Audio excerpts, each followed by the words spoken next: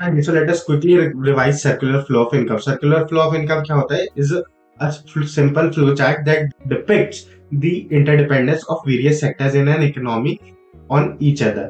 तो circular flow of income की definition पे हम पहले जाए, उससे पहले हम रिकॉल करते हैं सर्कुलर फ्लो ऑफ इनकम में कितने फेजेस होते हैं। पहला होता है प्रोडक्शन फेज जिसमें इनकम जनरेट होती है, दूसरा होता है इनकम फेज जिसमें इनकम डिस्ट्रीब्यूट होती है, और तीसरा होता है एक्सपेंडिचर फेज जिसमें ये इनकम डिस्पोज होती है। प्रोडक्शन फेज क्या है? प्रोडक्शन फेज वो है जहां पे गुड्स एंड सर्विसेज प्रोड्यूस हो रहे हैं, कैसे हाउस होल्ड अपनी सर्विसेज दे रहा है फर्म्स को, तो यहाँ पे इनकम जनरेट हो रही है। दूसरा है इनकम फेज जहाँ पे हाउस होल्ड पेमेंट कर रहा है, ओ सॉरी, फर्म्स पेमेंट कर रही है हाउस होल्ड को फॉर देयर सर्विसेज जो उन्होंने हाउस होल्ड दी है। Hence the income is being distributed to the household. And expenditure phase जहाँ पे इसी इनकम को यूटिलाइज करते हुए household various goods and services purchase कर रहा है from the firms, hence resulting in consumption expenditure. तो हम पढ़ते हैं सर्कुलर फ्लो ऑफ इनकम की डेफिनेशन क्या है। Circular flow of income is nothing but it refers to the cycle of generation of income in the production phase,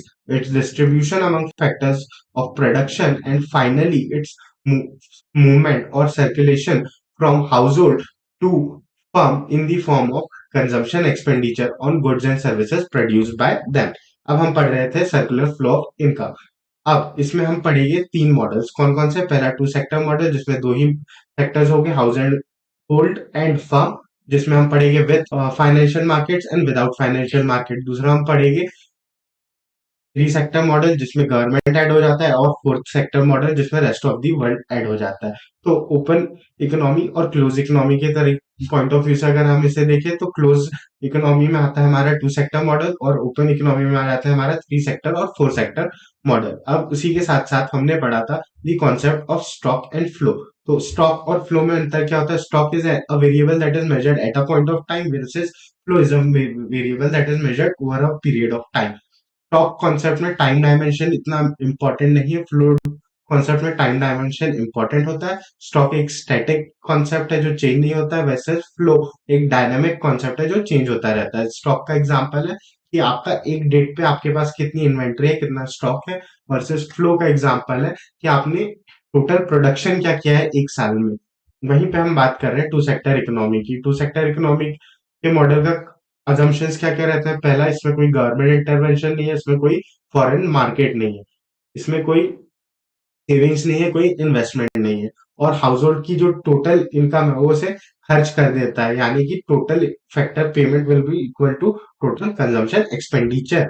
अब इस model में क्या होता है? इसमें दो कॉन्सेप्ट होते हैं of real flow and money flow. Real flow या फिजिकल फ्लो जिसमें गुड्स एंड सर्विसेज एक्सचेंज हो रहे हैं, जहाँ पे फर्म्स जो है वो गुड्स एंड सर्विसेज दे रहे हैं हाउस होल्ड को, और हाउस होल्ड दे रहे हैं वेरियस फैक्टर सर्विसेज फर्म्स को, जिसे हम नाम देते हैं रियल फ्लो का। वहीं पे मनी फ्लो जिसमें एक्चुअल इनकम ट्रांसमिट हो रही है, जिसमें हाउस होल्ड और फर्म है, ये जो फर्म है ये फैक्टर पेमेंट कर दे रही है हाउस होल्ड को for various services in the form of rent, wages and interest, और ये जो हाउस होल्ड है उसी इनकम को यूटिलाइज कर दे रहा है कुछ गुड्स एंड सर्विसेज को खरीदने के लिए from the firms in the form of expenditure, जिसे हम नाम दे देते हैं मनी फ्लो या नॉमिनल फ्लो का।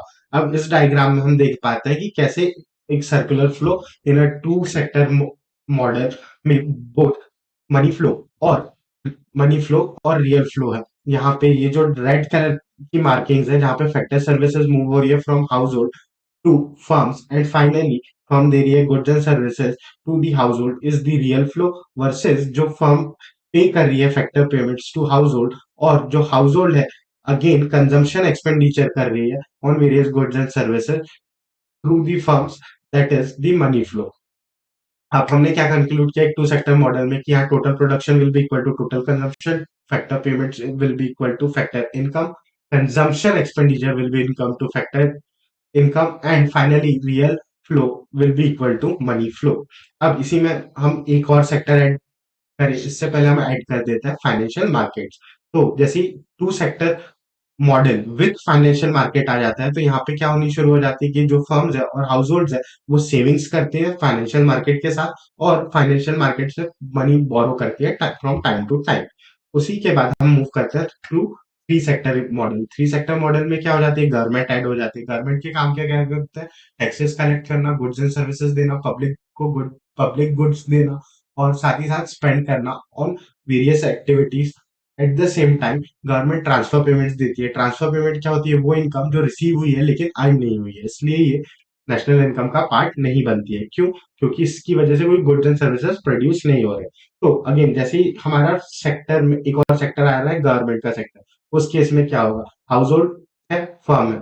जो फर्म है वो वेरियस फैक्टर पेमेंट दे रही है हाउस होल्ड को। हाउस होल्ड उन फैक्टर पेमेंट्स के अगेंस्ट कंजम्पशन एक्सपेंडिचर कर दे रहा है फर्म्स को, और ये दोनों मार्केट के थ्रू इंटरेक्ट कर रहे हैं, फाइनेंशियल मार्केट के through in the forms of savings and borings, वो तो है।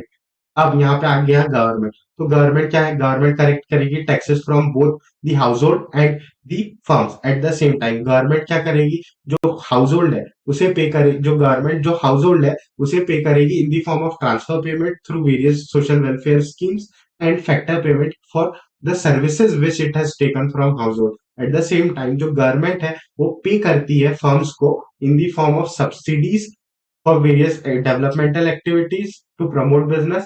At the same time, it will pay the firms for various goods and services that it has proclaimed from the firms.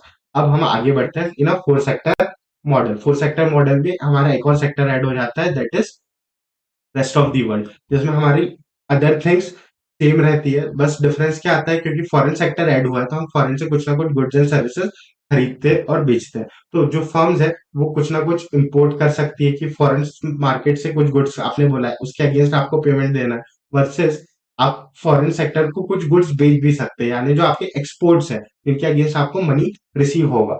तो इस case में क्या होगा? इस केस में जो फर्म है, फर्म विल, अगर वो कुछ गुड्स एंड सर्विसेज बेच रही है फॉरेन सेक्टर को, so it will receive payments for exports. Eight the same time अगर वो कुछ गुड्स एंड सर्विसेज प्रोक्योर कर रही है फॉरेन सेक्टर से, तो it will pay for the imports. At the same time household के साथ इनका क्या रिलेशनशिप रहेगा? Household will pay for the imports that it has taken from foreign sector. At the same time foreign sector भी household को कुछ income transfer कर सकता है in the form of payment for the services जो उसने household से ली है, और in the payments in the form of transfer payments. अब हमने एक और कॉन्सेप्ट पढ़ा था, that is of leakage and injection. Leakage क्या होता है?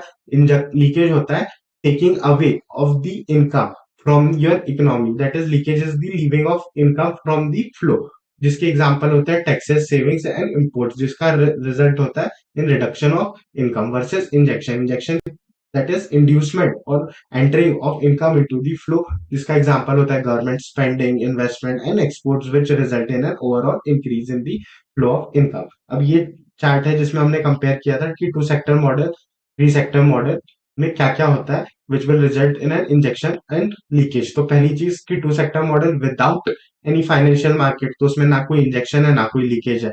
वहीं पे हम बात करते हैं two sector model with financial market, तो उसमें इंजेक्शन हो जाएगा in the form of investment और लीकेज होगा in the forms of savings.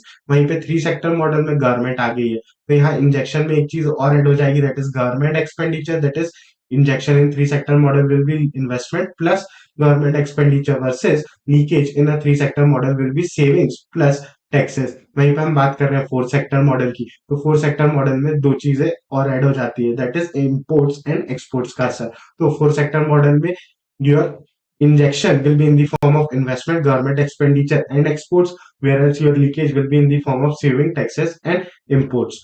और हमने पढ़ा कि आप आखिर सर्कुलर फ्लो ऑफ इनकम को पढ़ना क्यों जरूरी है। Number one, it illustrate the interdependence between various model, various sectors की, how various sectors interact with each other and how they are codependent. दूसरी चीज, हमें इकोनॉमिक एक्टिविटीज का लेवल एनालाइज करने में हेल्प करता है ताकि हम एक इक्विलिब्रियम अचीव कर पाए। हम इसी मॉडल के थ्रू अंडरस्टैंड करते हैं कि एक इकोनॉमी में कैसे लीकेजेस होते हैं और इंजेक्शंस होते हैं। Eight the same time it helps us in understanding the overall growth of an economy और calculating national income. So this was our video on circular flow of income. तो अगर आपको ये वीडियो अच्छा लगा है, so do like this video and leave your feedback in the comment section below. Thank you.